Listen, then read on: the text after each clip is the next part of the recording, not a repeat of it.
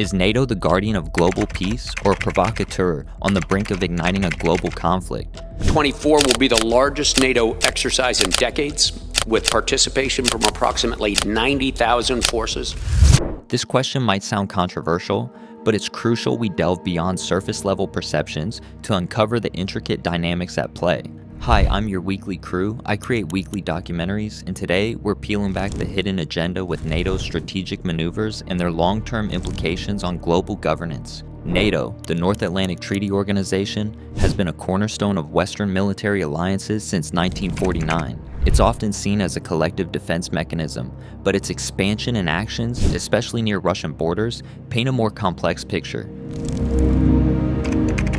On one side, NATO's advocates argue it's a necessary alliance for the protection of democratic values and sovereignty against aggression. On the flip side, critics claim NATO's expansionist policies and military activities near Russia are aggressive and provocative. Delving into expert analyses and first-hand accounts from both NATO members and non-members sheds light on this multifaceted issue.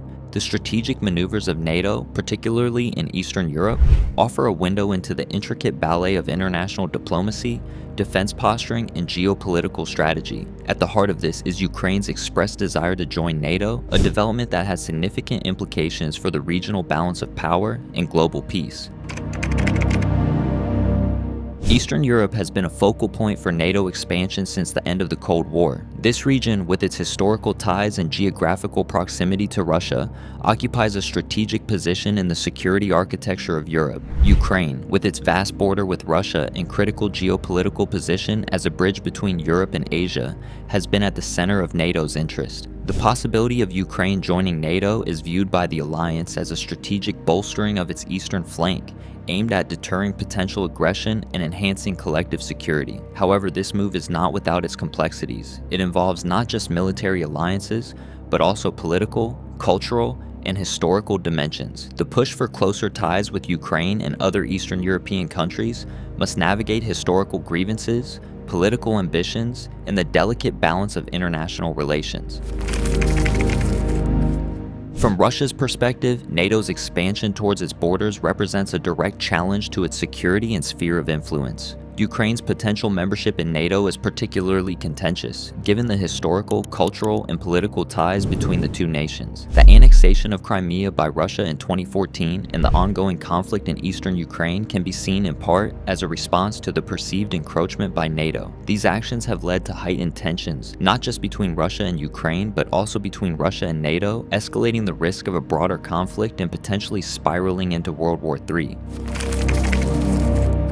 Beyond the immediate security concerns, there's a broader debate about NATO's role in shaping global governance. Critics argue that NATO's influence extends beyond military alliances, pushing towards a form of global governance where its policies and interests could overshadow national sovereignty. This one government system theory suggests that through its military and political influence, NATO could dictate international norms and standards, effectively reducing the autonomy of non-member states and shaping global policies according to its agenda. The concern here is not just about military dominance, but also about the cultural, economic, and political homogenization under a system influenced heavily by NATO member states' interests, particularly those of the United States and major European powers. The potential for NATO to influence global governance raises questions about the balance of power in the international system and the sovereignty of nations. As NATO extends its reach, the line between collective defense and political influence becomes increasingly blurred. For smaller or non-aligned countries, this poses a dilemma. Aligning with NATO could offer security benefits,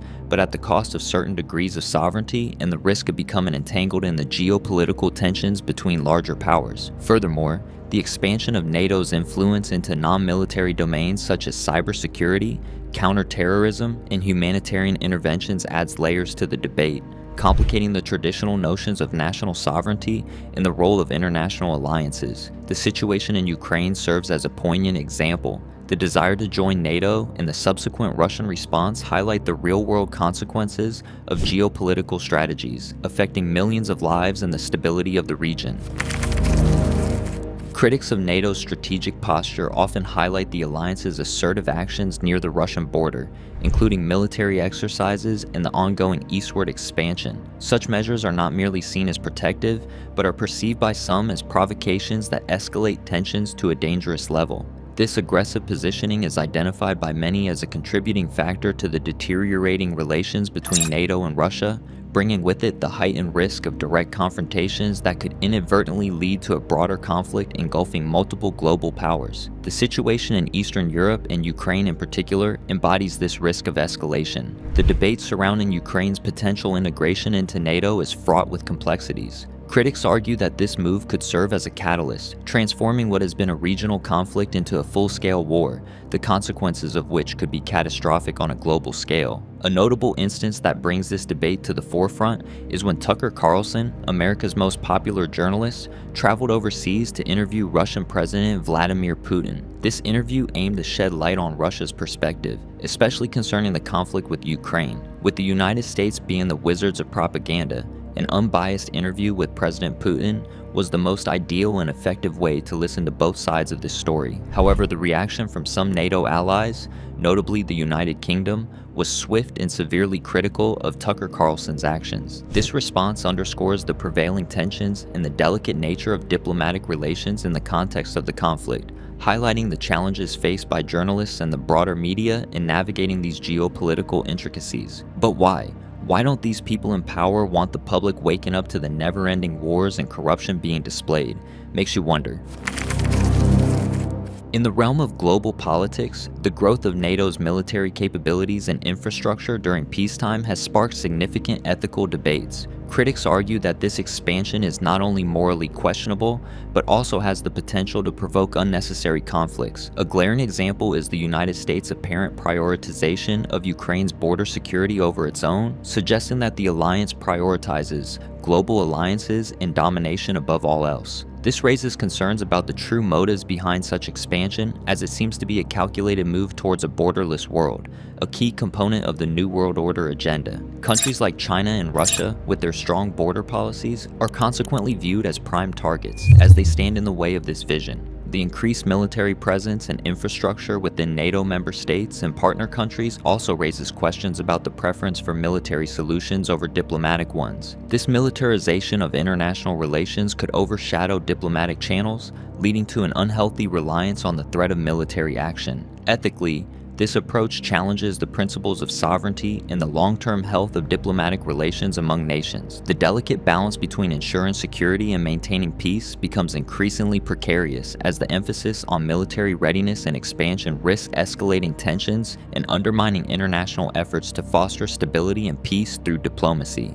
The expansion of NATO's military capabilities and infrastructure during peacetime raises critical ethical questions that must be addressed. The potential for unnecessary conflicts, the undermining of diplomatic channels, and the disregard for the principles of sovereignty all contribute to a growing concern about the true intentions behind such expansion. As the world moves towards a borderless future, it is essential to consider the implications of these actions and the potential consequences they may have on global stability and peace. In contrast, NATO supporters argue that the alliance's actions are defensive, aimed at protecting member states from emerging threats and maintaining international peace and security. They contend that NATO's presence deters aggression and provides a stabilizing force in volatile regions. The support for a stronger NATO presence, even on a global scale, is framed as a necessary response to the changing nature of threats, including cyber warfare, terrorism, and the rising influence of non-Western powers that challenge the current international order.